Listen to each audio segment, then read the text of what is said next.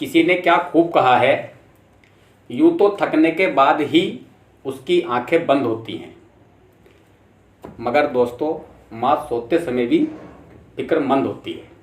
Hi guys, मेरा नाम नरदेव सिंह, आप देख रहे हैं सक्सेस पॉइंट। आइए बात करते हैं माँ के लिए। माँ कितनी फिक्रमंद होती है हम लोगों के लिए, हमारे लिए क्या क्या कर सकती है। गाइज, ये कहानी है एक गांव के बच्चे की। गांव का बच्चा एक अपनी माँ के लिए कुछ खरीदने आ रहा था। बरसात का समय था, दुकान का समय था बंद करने का, शाम हो चुकी थी। दुकानदार को लग रहा था कि अब जो है बारिश हो रही है, अब कोई नहीं आएगा, शाम हो चुकी है और दुकान का शटर गिराने वाला था। तभी वो देखता है कि एक बच्चा हाथ दे रहा है और बोल रहा है कि रुकिए, मुझे कुछ खरीदना है। तो गाइड, इसने देखा कि उस बच्चे को देख के समझ गया कि कोई गांव का बच्चा है, गांव का लड़का है। उसके पहनावे से, उसके बोलचाल से लग रहा था कि ये गांव का है। जैसे ही वो पास में आता है, वो उससे बोलते हैं क्या चाहिए। तो बोला कि मुझे मेरी माँ के लिए चप्पल चाहिए। तो उसकी आवाज़ से उसको लगा कि ये सही में गाँव का व्यक्ति है। उसने उसको दुकान के अंदर बुलाया। वो पूरा भीगा हुआ था और भीगे हुए अंदाज में अंदर आता है। तो बोलता है कि थोड़ा बाहर रहता हूँ, आप मुझे चप्पल दिखा दीजिए माँ के लिए। तो वो दुकान वाले बोलते हैं, दुकान वाले भाई कि नंबर बता दीजिए, साइज बता दीजिए। तो बोला कि यार क्या साइज बताऊँ। बोले माँ के लिए चप्पल चाहिए। तो बोले कि कुछ साइज तो होगा। तो उस बच्चे का बांध टूट चुका था और उसकी आंखों में पूरा आंखें भर चुकी थी। वो बोला कि मेरी माँ ने आज तक चप्पल नहीं पहनी। वो धूप में, बालू रेती में काम करती है, झाड़ी में, लकड़ी में सारा काम करती है। मेरे लिए सब कुछ है, लेकिन उसने आज तक चप्पल नहीं पहनी, इसलिए मुझे उसकी चप्पल का साइज़ नहीं मालूम। मैं कुछ साइज़ लेकर आया हूँ, ये देख के आप चप्पल दे दीजिए। तो गाइस, उस बच्चे ने अपना पर्स निकाला, पर्स में से एक पेपर निकाला जिसमें दो आकृति बनी हुई थी पैर जैसी। तो इसने ये उस दुकानदार को दे दी। बोले इसके हिसाब से चप्पल दे दीजिए। तो उसने कहा कि यार ये भी कोई साइज है। वो बोला आप इसके हिसाब से चप्पल दे दीजिए। फिर वो दुकानदार बोले उनकी हाइट क्या आपके बराबर है। बोले नहीं, मुझसे कुछ छोटी है। तो उसने कहा ठीक है, मैं मम्मी के लिए, मम्मा के लिए आपकी चप्पल दे देता हूँ। और उसने बहुत ही अच्छे चप्पल निकाली और बच्चे को दिखाई। उसको वो पसंद नहीं आई। 3-4 जोड़ी के बाद उस बच्चे ने चप्पल सेलेक्ट की और उसने चप्पल ले ली। चप्पल जब ले ली तो उसने उससे पूछा कि इसका प्राइस क्या है। तो दुकानदार ने कहा कि इसका प्राइस 800 रुपये है। तो उसने ली और उसको 800 रुपये दे दिए।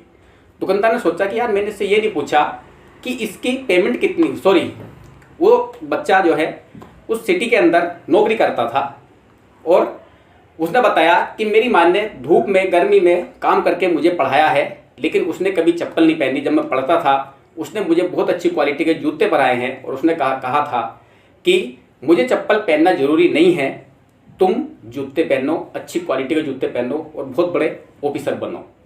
और आज मेरी नौकरी लग चुकी है, आज मुझे पहली सैलरी मिली है और मैं अपनी माँ के लिए सबसे पहला गिफ्ट उनके लिए चप्पल लेके जा रहा हूँ, क्योंकि उन्होंने ज़िंदगी में चप्पल नहीं पहनी।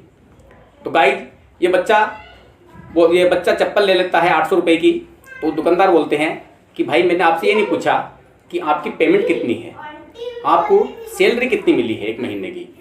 तो वो बच्चा बताया कि सैलरी बहुत ज़्यादा नहीं है, मेरी सैलरी कुल 8,000 रुपये है, जिसमें से कमरे का किराया, खाना खर्च करके मैंने 5,000 रुपये खर्च कर दिए हैं और बचे 3,000 रुपये ये पूरे माँ के लिए, जिसमें से मैं 800 रुपये की चप्पल ले जा रहा हूँ।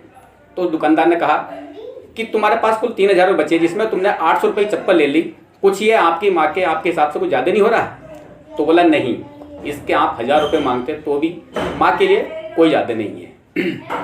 तो गाइस, वो बंदे ने चप्पल ली और जैसे ही चलने वाला था, फिर दुकानदार ने सोचा कि ये बंदा तो बहुत ही माँ के लिए मतलब बहुत कुछ कर सकता है, सब कुछ करने के लिए तैयार है। उसके मन में आया कि क्यों ना इसकी कुछ मदद की जाए। और उसने बुलाया कि भाई 1 मिनट रुकना, मैं कुछ तुमसे बात करना चाहता हूँ। बोले आप लोगों का बैकग्राउंड क्या है। बोले हम लोग मजदूर हैं। बोले अच्छा। बोले मैं कुछ दूँ माँ के लिए, तो क्या मना तो नहीं करोगे। बोले बोलिए क्या करना चाहते हैं। उसने देखा कि एक गरीब माँ जिसने आज तक चप्पल नहीं पहनी और ये चप्पल भी लेकर जा रहा हूँ उनके लिए 800 रुपये की। उसने एक डब्बा और उठाया और बोला कि ये डब्बा, वो डब्बा आप अपनी माँ के लिए जो चप्पल लिए हैं वो आपकी तरफ से, और ये डब्बा जो दूसरे चप्पलों का डब्बा है ये मेरी तरफ से। माँ से कहना आपका एक और बेटा है जिसने आपके चप्पल भिजवाई हैं, और चप्पल आज के बाद आप बिना चप्पल के नहीं रहोगी। ये चप्पल टूट जाए तो तुरंत दूसरे डब्बे की चप्पल निकाल लेना। वो बोला ठीक है, वो दोनों डब्बे लेके चलता है। फिर दुकानदार बोलता है कि भाई एक सवाल और, मैं कुछ तुमसे मांगना चाहता हूँ, क्या दोगे? बोला बोलिए क्या चाहते हो? बोले आपने जो वो पेपर दिखाया था, आपने जो पेपर आकृति का दिखाया था पैरों के निशान बने हुए, क्या वो मुझे दे दोगे? बोला यार क्या मांग रहा है ये मांगने वाला भी। और वो बच्चे ने, उस बंदे ने वो पेपर अपने पर्स से निकाला और उसको दे दिया। ये बंदा अपनी माँ के लिए चप्पल लेकर चला जाता है और इस दुकानदार ने उन जो निशान बने हुए थे पैरों के, उसने वो वहाँ पे लगा दिया जहाँ पे वो पूजा करता था। और उसने कहा ये असली लक्ष्मी माँ के पैर हैं। और जब उसके जो सेल्समैन थे, उसकी दुकान में जो वर्कर थे, काम करने वाले व्यक्ति थे, वो देख के हंस रहे थे कि ये क्या पागलपन कर रहे हो। तो उसने कहा कि ये उस माँ के पैर हैं जिसने अपने बच्चे को एक ऑफिसर बना दिया बिना चप्पल पहने। ये कोई ऐसी वैसी औरत नहीं है, जिसका बच्चा इतना संस्कारी है, वो सही में लक्ष्मी है। और उसके पैरों की जब मैं पूजा करूँगा तो मैं करोड़पति बन जाऊँगा। गाइस कुछ ही दिनों बाद ये बंदा बहुत आगे निकल जाता है केवल उस आकृति के पूजा करने से। माँ के चरणों में स्वर्ग है। मैंने पहले ही कहा था कि माँ सोते हुए भी फिक्रमंद होती है। बहुत बहुत धन्यवाद वीडियो देखने के लिए, बहुत बहुत धन्यवाद वीडियो को लाइक करने के लिए। जय हिंद, जय भारत।